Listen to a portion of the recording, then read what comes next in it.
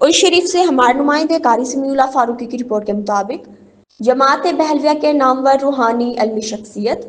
سلطان الولیاء مولانا محمد عبداللہ بہلوی رحمۃ اللہ اور مفسر قرآن مولانا عبدالحی بہلوی رحمۃ اللہ کی نسبتوں کے امین عارف باللہ مولانا عبید اللہ اظہر بہلوی کے خلیفہ مجاز مولانا پیر محمد ابوبکر صدیق بہلوی نقشبندی خانقاہ بہلویہ نقشبندیہ مرکز دارالفلاح بہلویہ فہد ٹاؤن ملتان 24 اکتوبر تا 27 اکتوبر تک اس شریف کے تخلیقی اصلاحی تربیتی دورے پر تشریف لا رہے ہیں۔